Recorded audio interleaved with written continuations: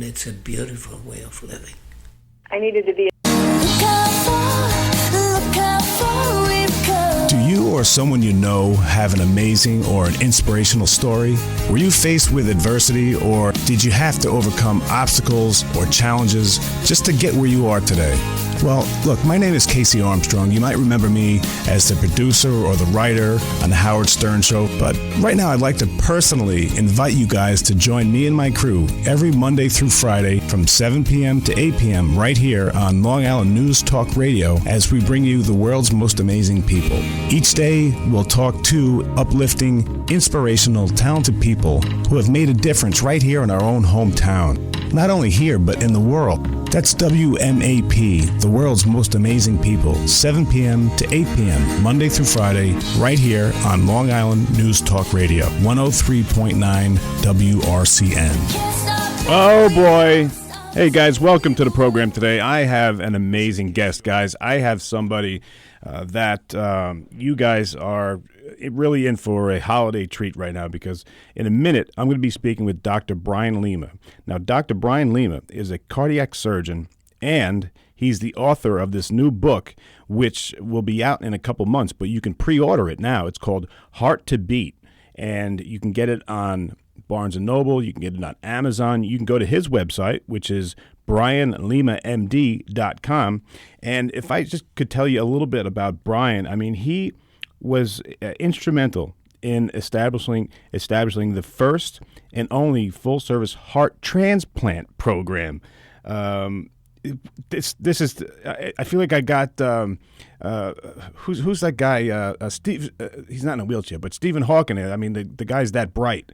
He's the director of cardiac transplantation, at the Sandra Atlas Bass Heart Hospital, located on the North Shore University Hospital, and he has dedicated his life to helping people and their families help get through some really, really scary situations.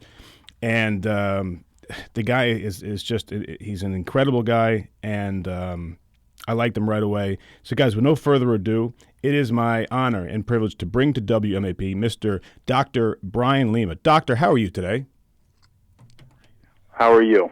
I'm doing great. It's you have some resume over here, my man. Mm-hmm. Well, it was a lot of years, a lot of work, a lot of blood, sweat, and years, like I like to describe it, but all well worth it. I'll do it all over again. Well, you've helped so many people. I mean, as a kid, were you always like a good friend? Were you always compassionate towards other people? What were you like as a kid? As a kid, I was timid, to be honest. Kept to myself. But the whole compassion thing, I learned from my parents. They handed that down to me. They were amazing parents. I was really lucky in that regard.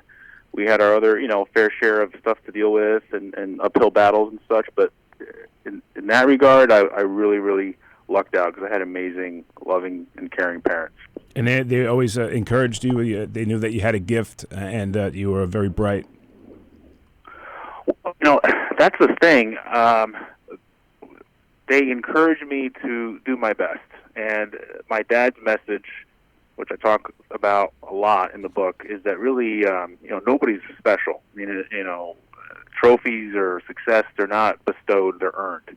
And it's, the people that succeed are the people that put in the work. Mm-hmm. Some people may have a leg up. Some people have maybe, were born with more natural talent, but not everybody uses it. And you can overcome any of those shortcomings if you put in the work. I thought it was that's where I kind of got the spark, Yeah, I thought it was so cool, Doctor, that I was reading one thing that you said. You said this in an interview, I believe. This is a quote. I hope I got it right. He said, "You don't have to be the smartest or the most talented person in the room to get ahead. Just the one who wants it the most." Did you say that? I did, and that echoes loudly. It has echoed loudly throughout different parts of my life, high school, college, and beyond. I was never the smartest kid. in the class or in Wow. the room. Never. Wow. I can totally assure you of that. But one thing I definitely worked harder though than everybody in the room. That's for sure. Well, you That's what had you can to. control. Yeah. You had to, because you came up. You weren't born with a silver spoon. You're the child of Cuban immigrants, right? So you saw what it was like to work hard and to struggle. I did. Yeah. I mean, my dad worked under horrible conditions in a pigment factory in Newark, New Jersey. The guy never smoked. He was the most straight-laced guy ever. Never drank, never smoked a day in his life. But because of the fumes he ingested, he ended up getting emphysema in his older age. So and he did it for us. If there was an overtime shift, that was unclaimed, he would take it. So I didn't really actually see him a lot, to be honest. I mean, I saw him, but he didn't have a regular 9-to-5 job. He worked these crazy shifts at this horrible factory. Wow. And so, but when he had a chance, that's when he would kind of get these kitchen table chats that we would have, and he'd kind of school me on, what life was really like, and, don't turn out like me, use this opportunity, work, do your best. And that's all he ever asked of me, is for me to do my best. Wow, So, what an awesome guy! What an inspirational guy! I don't know if he's still around. Did he see you at your level of success? He well, to a point, he did unfortunately pass away 5 years ago. Sorry. But he did see a lot. He saw me, graduate from high school, from college, from medical school. He saw me finish my residency in general surgery and heart surgery. So he did get to see all the way to the, God, it was like 18 years of schooling and training. He did get to see that. But, all those things that I mentioned, all those exposures and things, it took a toll on him. He was, by the end, he was nowhere near the guy he was that I knew growing up. Right. But, I got to tell you guys that the doctor, he was responsible for successfully launching the first and the only heart transplant program here on Long Island, and that is just right there. Not only drive, and he's very humble, which is something too. But how do you accomplish something like that? Is it just hard work? Is it studying? Is it passion? What is it, Doc? It's all of the above. It's nothing is handed down, like I said. And when it comes to heart transplant, it's a team sport too. It's not just one person, but that's the thing that I talk a lot about in Hard to Beat in the book. People want to assume that if someone's done, if someone's been successful, or if they've done great things, well, that just means, they're special, right? They were born with something special, so, unless you're born with that, you shouldn't even bother, right? And that's kind of playing it safe, and, but really that's not true. And I can't tell you how many people I meet when, I share with them, what I do or my past. Like, you must be so smart. Wow, you must be a genius. And I say, actually, no, I'm not. I just work You're really very hard. humble. Yeah, you're very humble. I worked really, really, really hard. None of that came easy, and you can tell that it's not the answer they're expecting. Yeah, no, it's really not, because as a person who doesn't have I'm not the brightest guy, but when I see somebody who's done what you've done, and now that you're an author, doing what you're doing, like, this is a bright guy. But you're saying you can get there with just hard work? Yeah, it's how badly do you want it, and are you willing to stick it out?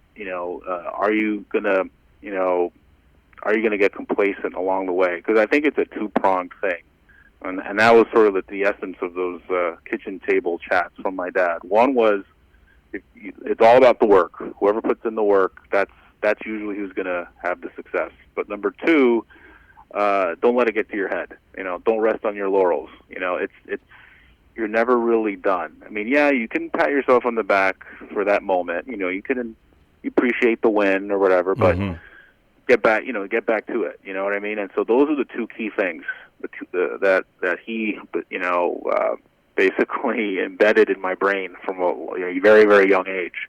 And I think if you stick to those two things, you're gonna do a lot, because not many people will put in the work or the time, especially in today's day and age with the technology, the social media, overnight success, right? Yeah. All that stuff. People are less willing to kind of put in the time and the effort, I think. And B, people are often they score a win or something, and then they let their foot off the gas, and that's precisely what you can't do. Right. And, one of the things that you guys should know about Dr. Lima is that he, as you can tell probably, is that he does a lot of speaking. He'll do speaking gigs. Are you taking more gigs on right now?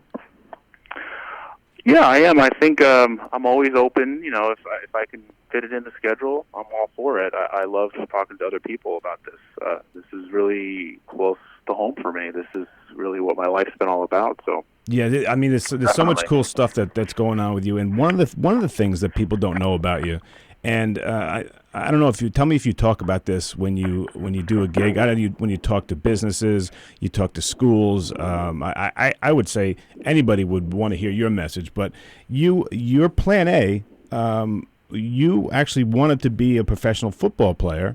Right? And Yeah. And then you became awesome at it, and you became a gym rat. Then you packed on muscle. You got huge.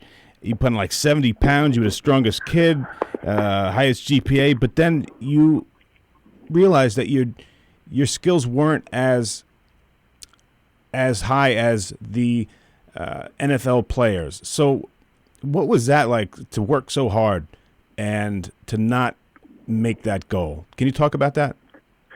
Sure.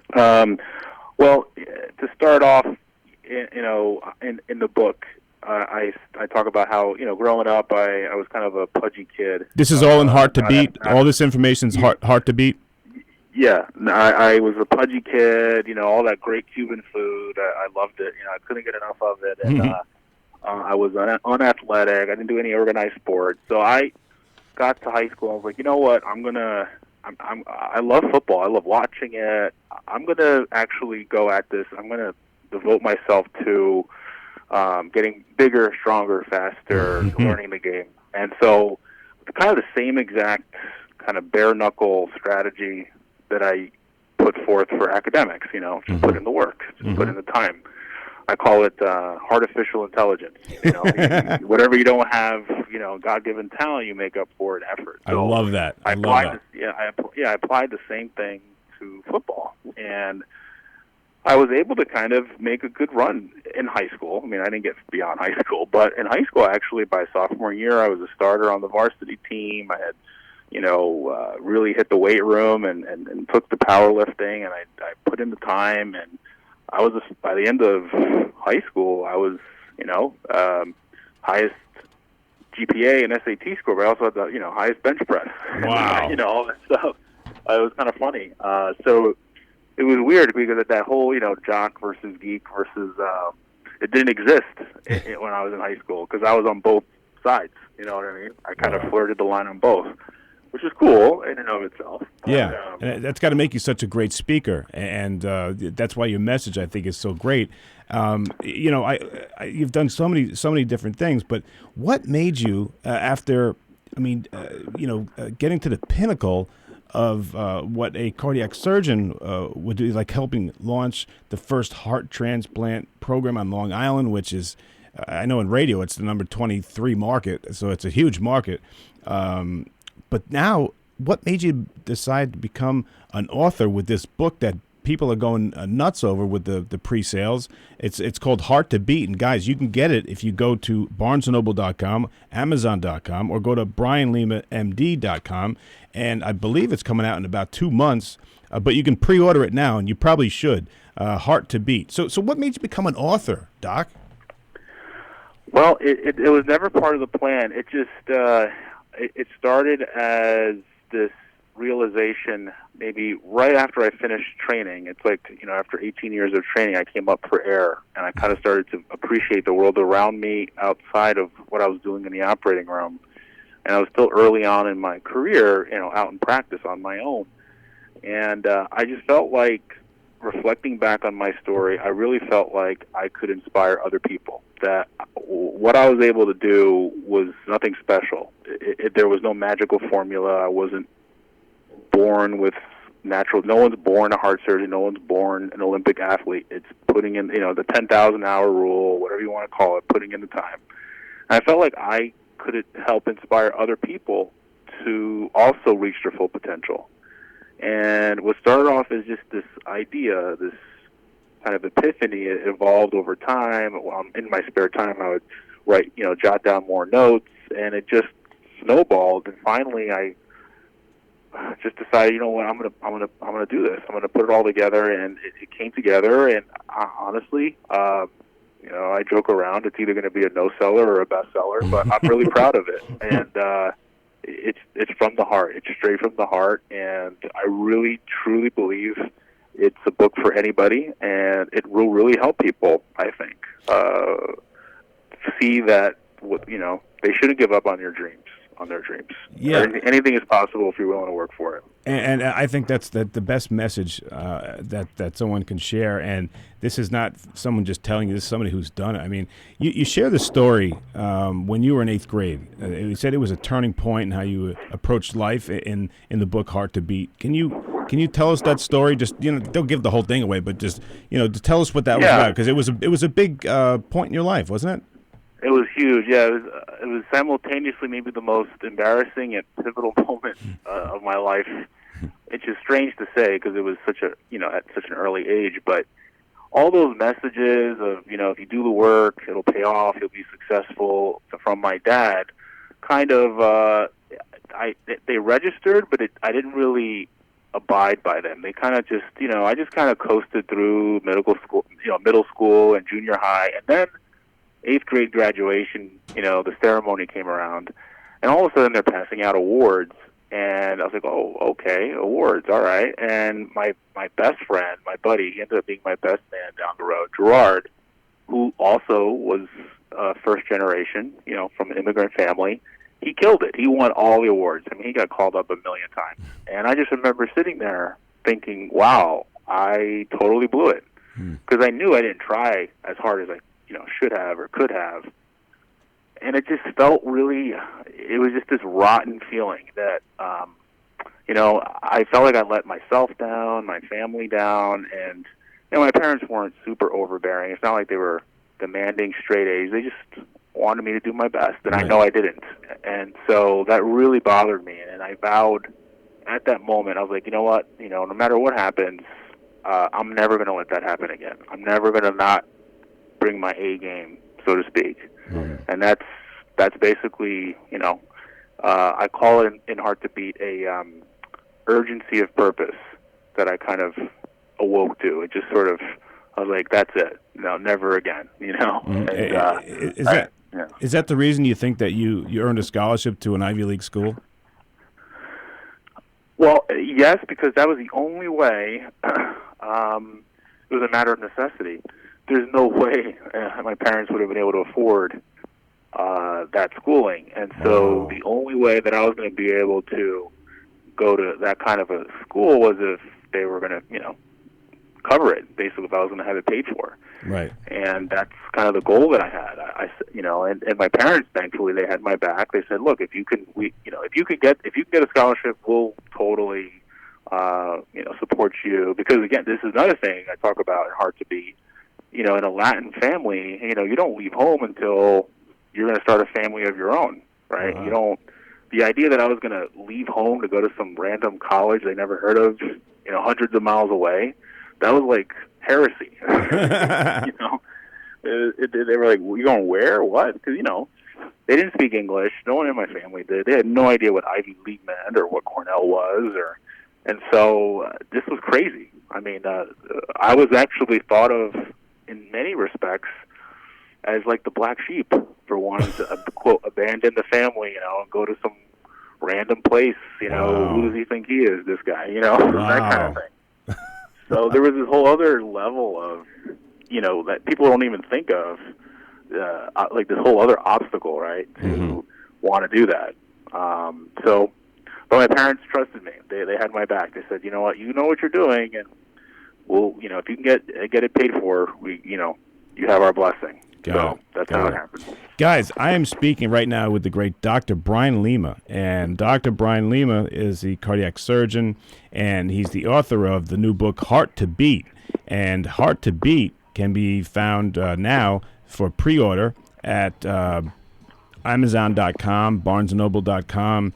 You can go to BrianLimaMD.com and get some more information about this guy. If you want to book him on some speaking gigs, I think he just said he's still taking some dates. But he's going to be with us for a while, and I'm so glad because his message is perfect. Next time we talk to him, we're going to talk about No Regrets Allowed, which is in Heart to Beat, and heart health. We're going to talk about a whole bunch of stuff, but right now we are out of time. Doctor, let me give you the mic here. If there's anything you want to leave my audience with until we talk to them next week, I'll give you the floor if there's anything that you'd like to say. No, what I would say is that I think most of us don't give ourselves enough credit. We're capable of much more than we think we are, and I think if you adhere to the message that I try to disseminate in Heart to Beat, I think you won't regret it. I think we're all capable of doing amazing things if we're willing to put in the work and the time. No doubt. Guys, you are listening to 103.9 FM right here in Long Island and 94.1 The Bud in Orlando, Florida, and 103 countries on WMAPradio.com. And my guest, Dr. Brian Lima, is definitely one of the world's most amazing people, and you'll hear a lot from him coming up. Go to BrianLimaMD.com. Dr. Brian, I'll talk to you next week. God bless. Thank you so much for everything. Great job. God bless. Thank you for having me. All right.